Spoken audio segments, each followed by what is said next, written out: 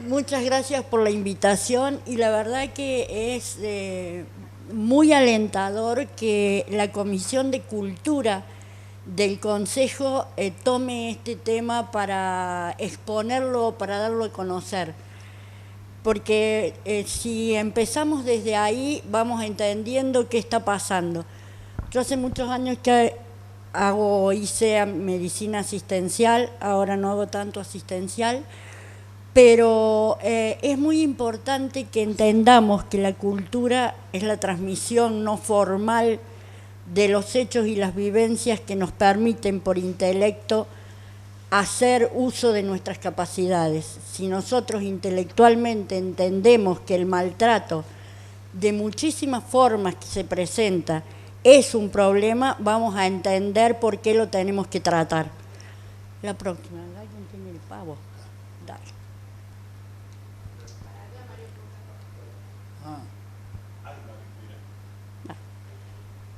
Para que haya un maltrato siempre tenemos que contar con tres situaciones. Un sujeto, que será un niño, una niña o un adolescente, un preadolescente, un agresor y un entorno que lo permita o que lo favorezca. Ahí es donde tenemos que trabajar. El entorno que lo permita o lo favorezca. A veces no a sabiendas lo favorece, pero cuando uno está en un consultorio y no logra comprender que lo que está viendo es una situación de riesgo y no es capaz de avisar o de decir entonces vamos a tener situaciones de maltrato por acción o por inacción, físicas, psicológicas, emocionales, sexuales y sociales.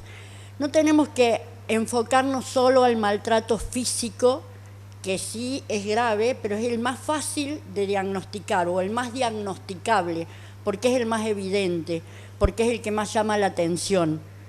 Pero si uno se pone un poquito detallista o un poquito más abarcativo en el examen físico, que el examen físico nada más que en el motivo de consulta, va a encontrar muchos indicadores y hay muchísimo maltrato de todas las formas.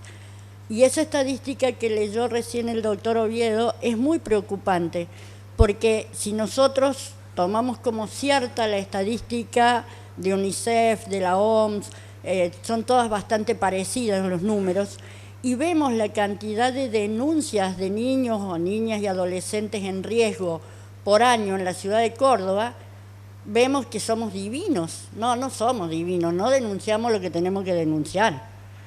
Subdiagnosticamos o pasamos por alto situaciones, por un montón de situaciones alrededor, porque desde que los pediatras estamos todos sobrepasados, que las guardias están abarrotadas, que no hay tiempo para sentarse a conversar, hasta que es difícil llegar a que se tome acción, pasan un montón de cosas al medio. Esto empieza a hacer algo para cambiar. Entonces es muy bueno.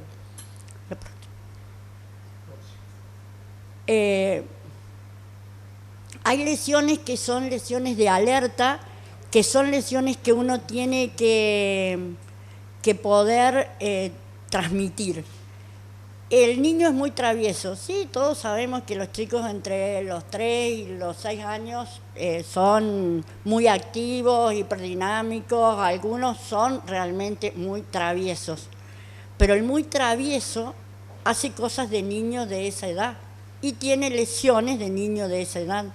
Si uno tiene un niño de 5 años que tiene más de una fractura, bueno, le tiene que llamar la atención. Un niño de 5 años no se fractura porque se cayó, no se fractura porque se golpeó jugando.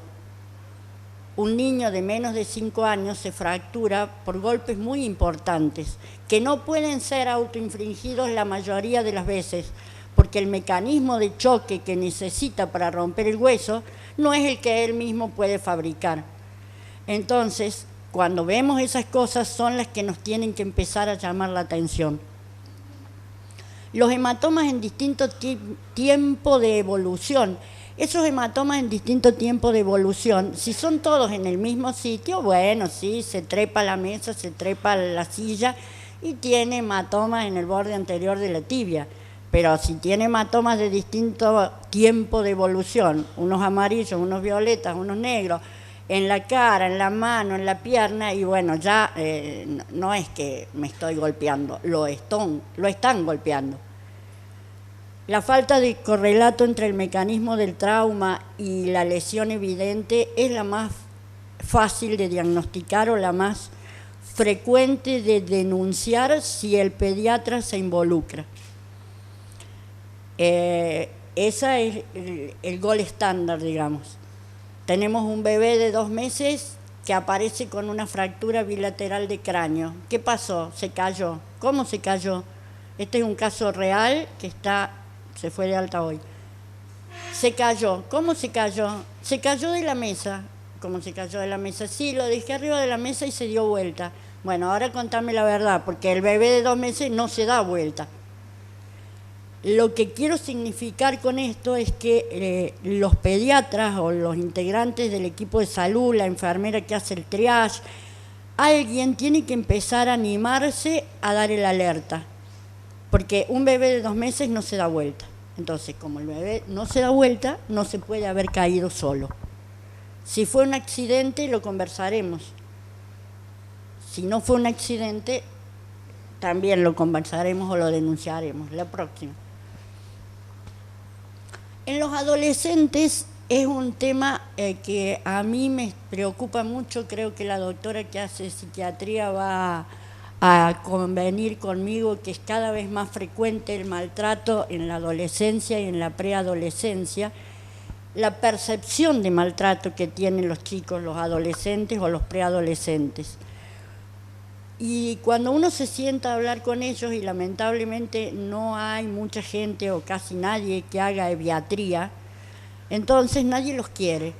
Los pediatras decimos grandote pavo, los adultólogos dicen no, todavía es pediátrico, y ahí van en el medio.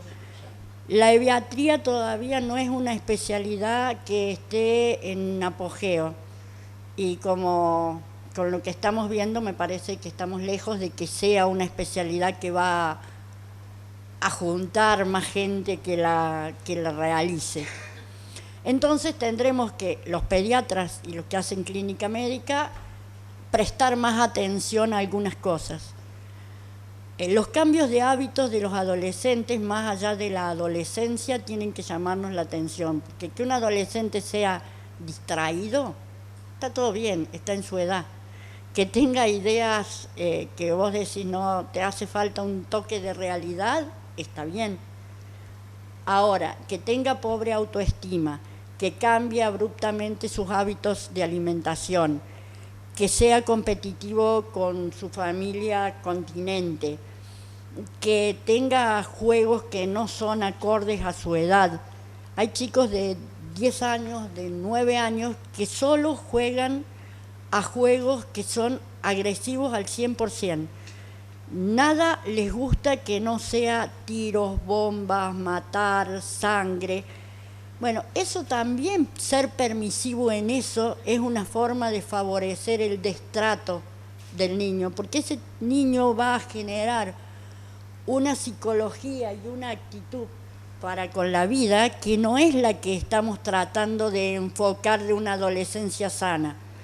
Entonces esas cosas nos tienen que llamar la atención en los consultorios.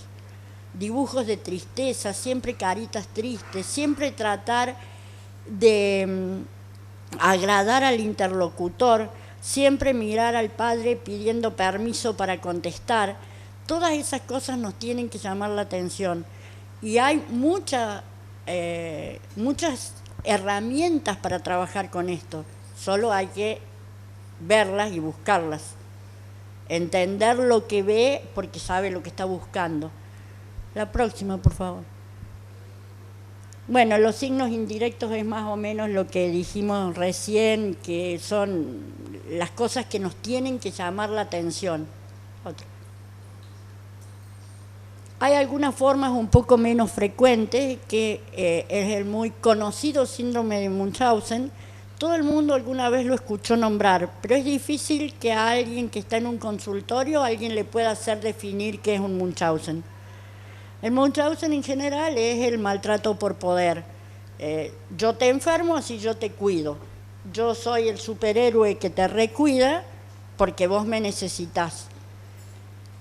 Esto se ve más frecuentemente que lo que uno cree en la consulta. Pacientes que recurren a la consulta por un tema que no se puede demostrar. Yo lo traigo porque tiene fiebre y ayer lo llevé a la guardia del hospital y antes de ayer lo llevé a la guardia de la otra clínica y hoy lo llevo a la guardia de este lugar y nadie le hace nada. Y todos solo le dan antitérmicos, pero no hay forma de centrarla en un lugar para hacer lo que hay que hacer. Y se interna el paciente y el paciente no tiene fiebre. Entonces, bueno, mire, no tiene fiebre. No, pero en mi casa tenía fiebre. Yo no me voy a ir hasta que no le encuentren lo que tiene enfermo. Y lo psicotizan tanto al chico, lo inducen tanto a la respuesta que el chico se siente mal, que al chico le duele, que el chico no se quiere mover.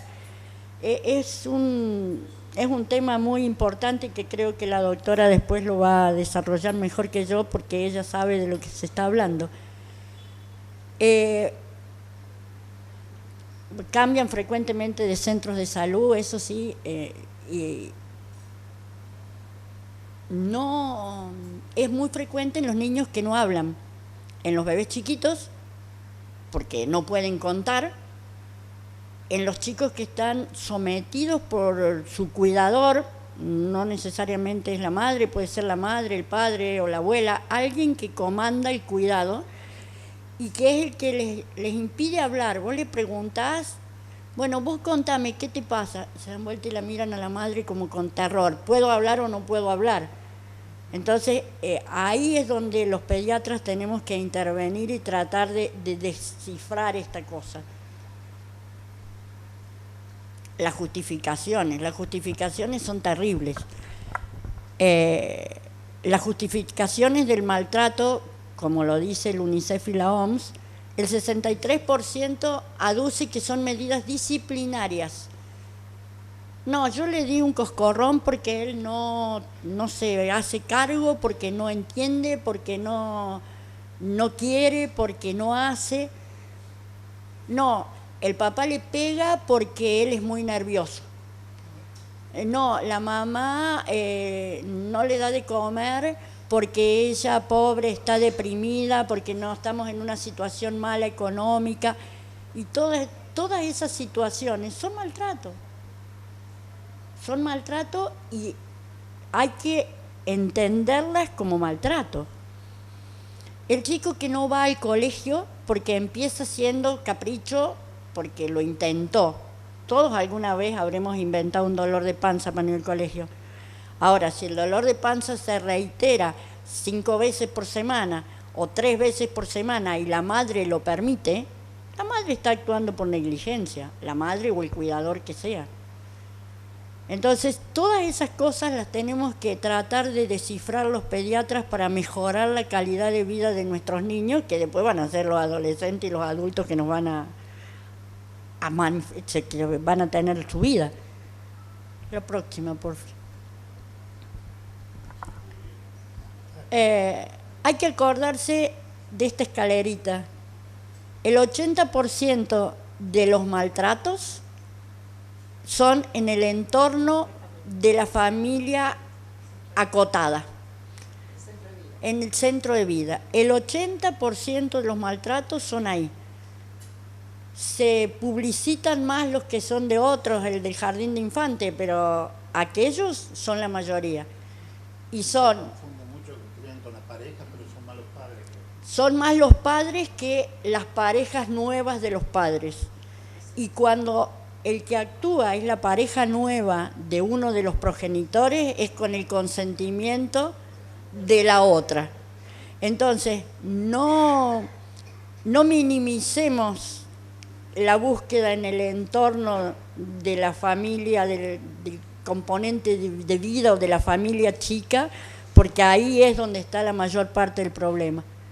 La próxima creo que estamos...